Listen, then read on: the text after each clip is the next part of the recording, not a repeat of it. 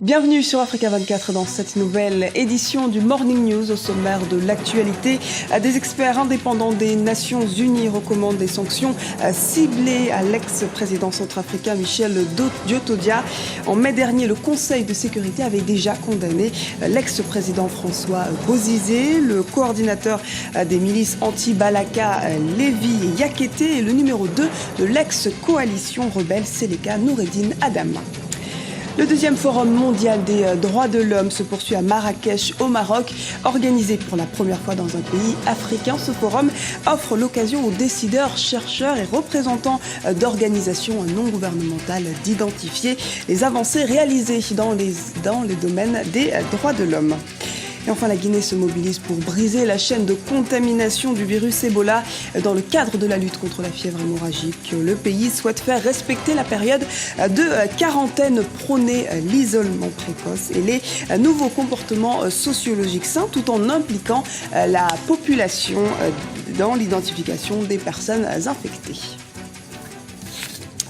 Mais avant de développer ces titres au Burkina Faso, le Premier ministre souhaite rouvrir plusieurs dossiers sur le plan judiciaire. Le Premier ministre burkinabé Isaac Zida reste ainsi fidèle à ses dernières déclarations et a annoncé que le dossier du président Thomas Sankara sera rouvert. La tombe présumée du capitaine Sankara sera soumise à des tests ADN pour déterminer si c'est bien son corps qui repose au cimetière de Dagnowen au Maroc. Le Burkina Faso n'exclut pas de demander au Maroc l'extradition du président déchu Blaise Compaoré, même si aucun accord de coopération judiciaire existe entre les deux pays. L'ex-président centrafricain Michel Djotodia cible possible de sanctions de l'ONU. L'ex-président accusé de faire obstacle au processus de paix et de perturber le gouvernement de transition figure sur une liste que l'ONU veut sanctionner. Les experts onusiens estiment que ces personnalités compromettent la paix, la stabilité et la sécurité en République centrafricaine. Ibrahim Ndiaye. L'ancien président centrafricain Michel Djotodia pourrait faire l'objet de sanctions des Nations Unies.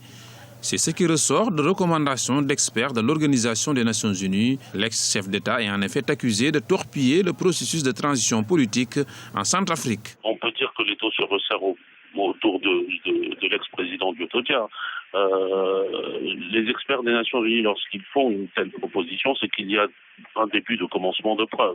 On peut en donner deux lectures.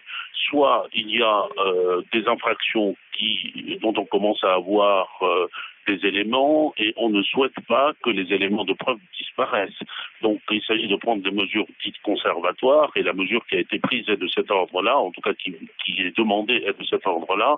Il s'agit de geler des avoirs et d'interdire tout déplacement.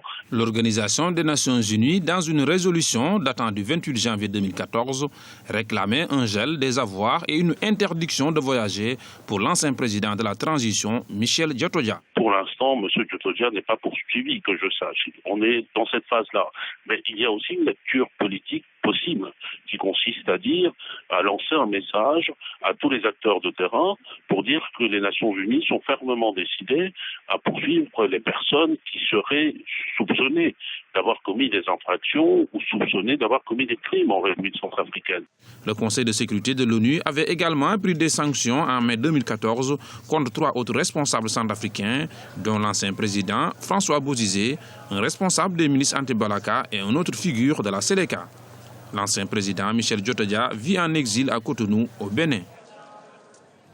Signature d'accords de coopération entre la Côte d'Ivoire et le Gabon. Ils ont été signés au palais présidentiel de Yamoussoukro en présence du chef de l'État ivoirien Alassane Ouattara et son homologue gabonais Ali Bongo Ondimba en visite officielle en terre ivoirienne jusqu'à ce vendredi. En plus d'un accord sur les visas, les deux gouvernements ont conclu un accord cadre de coopération, un mémorandum d'entente relatif aux consultations diplomatiques régulières, un accord portant création d'un comité conjoint de suivi et d'évaluation des décisions. Ces recommandations de la grande commission mixte de coopération ivoiro-gabonaise. Au total, 27 accords devront être signés au terme de cette visite officielle. Analyse de notre éditorialiste Maïs Moussi. C'est une avancée d'abord parce qu'il s'agit de deux pays africains francophones qui ont une tradition de relations quasi séculaires désormais. Ensuite, c'est quelque chose qui est tardif. du fait simplement que la force de ces relations qui a été observée depuis des années n'a pas été matérialisée dans des textes. Aujourd'hui, avec un accord de libre circulation entre le Gabon et la Côte d'Ivoire pour les détenteurs de passeports diplomatiques et de services, c'est un premier pas, mais il faut aller plus loin, de façon à permettre à toutes les populations, donc à toutes les personnes disposant de passeports ordinaires, de pouvoir circuler entre les deux pays. Donc c'est quelque chose qui va dans la bonne direction, mais dans le contexte actuel, il faut amplifier les choses en allant plus loin, de façon à permettre une libre circulation non seulement des personnes avec des implications économiques et naturellement politiques.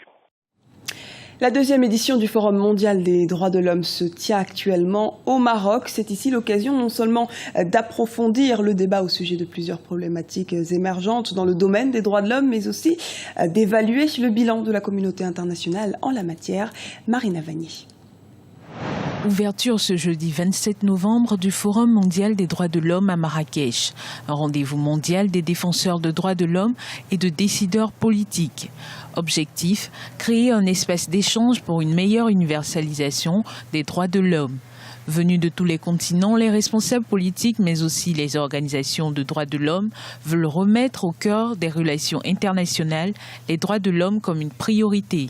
Prévu jusqu'au 30 novembre, ce forum, qui en est à sa deuxième édition, connaîtra la présence d'éminentes personnalités, sans oublier la pakistanaise Malala Yousafzai, prix Nobel de la paix. Plus de 150 activités sur des problématiques traditionnelles des droits de l'homme, comme par exemple les droits civils et politiques, les libertés d'expression, la liberté d'expression, mais aussi des problématiques émergentes, comme par exemple les droits de l'homme des personnes âgées, le monde de l'entreprise et les droits de l'homme. Il y a de plus en plus d'initiatives sur cette problématique, ou par exemple les grandes échéances sur l'environnement. 30 rencontres thématiques sont prévues à ce forum. Le choix du Maroc est symbolique. Le pays entend s'imposer résolument sur la scène internationale en matière de promotion des droits de l'homme. Et la question des droits de l'homme, c'est toujours bon de l'aborder, même si on peut ne pas être d'accord sur la forme ou on peut ne pas être d'accord sur le contenu. Mais il faut rappeler que dans la région du Maghreb, pas uniquement au Maroc, en Algérie, en Tunisie, en Libye, en Mauritanie, c'est une question qui a été souvent entourée parfois d'interdits, de questionnements, de remises en cause, d'accusations, etc.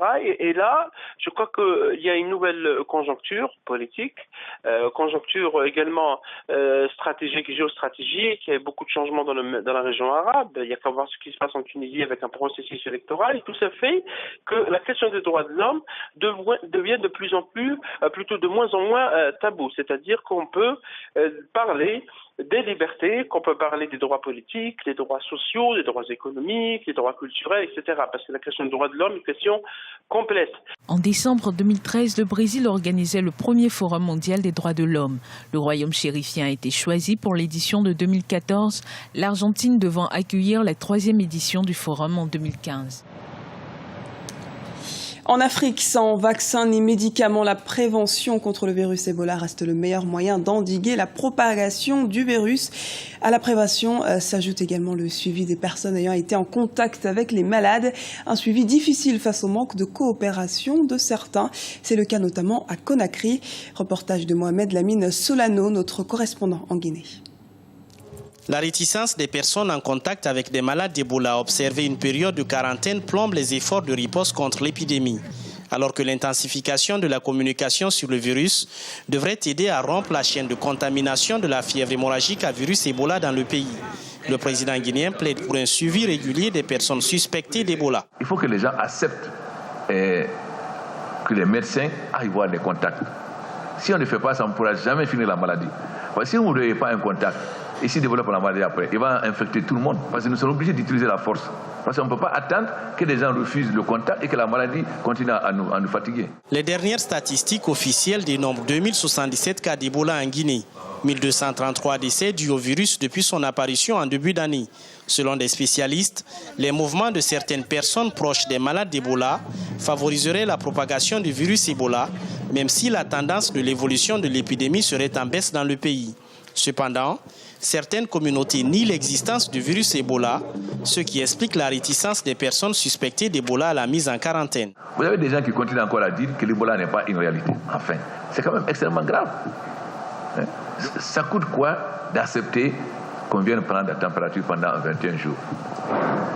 Et plutôt, on prend quelqu'un en charge qui est contaminé, il a 80% de chances de guérir. Mais si on ne le prend pas tant, il n'a aucune chance de guérir. Et ça, je crois, il faut que réellement chacun de nous s'engage dans cette sensibilisation. Le président Condé annonce trouver des moyens humains et matériels pour intensifier la communication sur l'urgence du suivi des personnes suspectes d'Ebola et leur mobilité. Ces mouvements favoriseraient l'identification de nouveaux foyers de l'épidémie selon des spécialistes. À ce jour, 16 préfectures sur les 33 du pays continuent de notifier des cas d'Ebola.